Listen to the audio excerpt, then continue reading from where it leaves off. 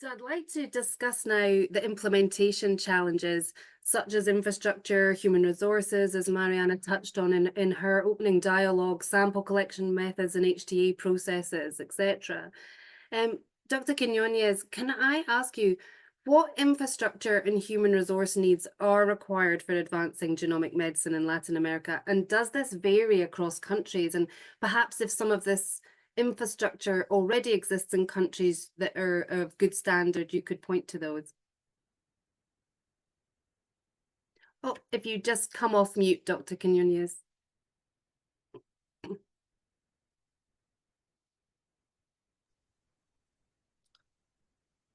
Now, hello everyone. First of all, I'm very grateful and honored to participate in this meeting, considering the presence of my prestigious colleagues here. I hope to be able to contribute with the knowledge I have, mostly from my field, from pharmacogenomics. I will try to give my best effort because I'm not very good at English speaking, but I have some notes here support me. Well, about the question, I believe that advancing genomic medicine in Latin America requires a robust foundation of infrastructure and skilled human resources. Even though some progress has been made, there is still significant and relevant gaps in comparison to Europe and United States that need to be addressed. For example, more and better genome sequencing platforms, access to bioinformatic infrastructure, creation of regional genomic databases, as well as regional and local biobanks, biorepositories, and sample collections. Also, certified genetic testing diagnostic laboratories, regulatory and ethical frameworks, specialized training genomic program for biomedical professionals, including genetic counselors, and community-based education initiative to increase participation in genetic research, especially among diverse population, which is the case in Latin America. In this sense, I think, although heterogeneous, currently we have some essential infrastructure in the region, especially after the COVID pandemic. But it's necessary to improve it considerably. Probably Brazil leads the region, as Dr. Moreno says, in genomic research and infrastructure as well, with ideas like the Brazilian initiative on precision medicine, then followed by countries like Colombia, Mexico, Chile, Argentina, and Uruguay, in the same order, probably, in my opinion. In summary, to properly advance in genomic medicine in Latin America, we need to focus on expanding infrastructure and human resource capabilities. That's my opinion. So what would you say to encourage the human resource talent to the region? If you could talk to budding talented enthusiasts to come to region to support these efforts, what would your recommendations be? Well, we need to support probably many international programs of education in genomic in Latin America. We have just a few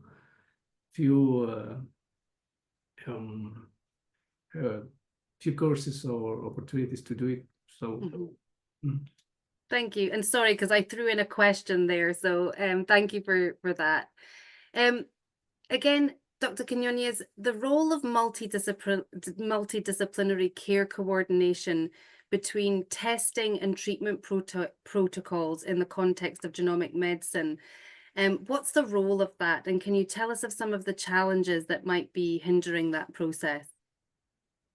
Okay, it is a complex and wide question, but I believe that given the complexity of precision medicine, the multidisciplinary integration of researchers, geneticists, primary care physician, genetic counselor, bioinformaticians is vital to ensure that patients receive proper diagnosis and personalized treatment. This is particularly important in the field of my field in the pharmacogenomics, where pharmacology, genomics, medicine, and bioinformatics must interact. Coordinate care ensures that genomic tests being integrated into treatment plans. Aligning genomic testing with clinical treatment protocols help to more precise diagnosis and personalized therapies, for example, targeted therapies or for cancer or pharmacogenomic test. I think probably the key challenges can be, for example, coordination of genomic initiatives in Latin America. They are spread in different countries. Training health professionals, improving access to genomic testing, such as whole exome or whole genome sequencing, today restricted to urban centers in big cities, probably. Implementation of standardized genomic guidelines in the countries. Implementation of genomic data sharing platforms. We don't have it. Besides funding is always a big problem in our region. Thank you. And Dr. Moreno, I see you with your hand up. Did you want to add in there? Yeah, if I may, just wanted to complement what Luis Quiñones said. I totally agree with the infrastructure, recommendation on expanding it. But I just want to highlight that I think the key problem is not that the technology is completely non-existent, something that he also mentioned, or that people don't know how to operate these kind of technologies. I think that is already somehow in place. What I think we're lacking is the volume, is the high throughput that is needed to reach the kind of discoveries that other regions are reaching by just you only get those kind of discoveries by expanding your biobanks to thousands or hundreds of thousands of people. We cannot do that with the current volume of capacity that we have.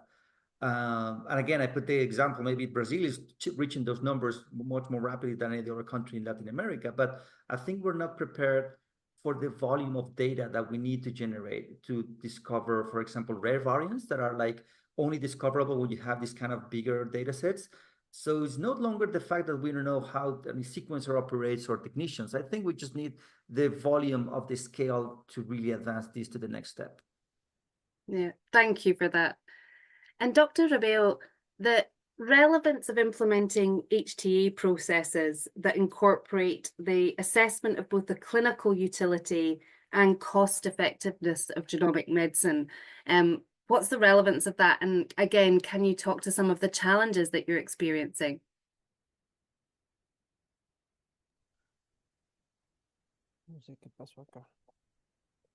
Yeah, we can hear you.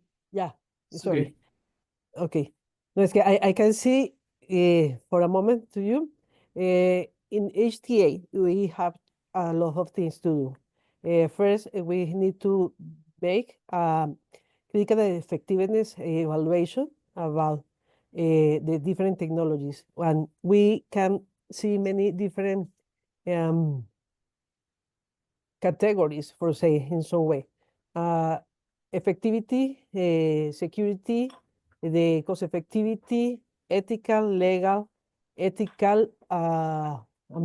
environmental, and many others. It depends in this country what happened, but we have to do different kinds of analysis. At the end, we summarize all of this to send it to the person who makes the different decisions. But it could be in the same way for different kind of technologies. In this case, these technologies could be evaluated for the regular methods.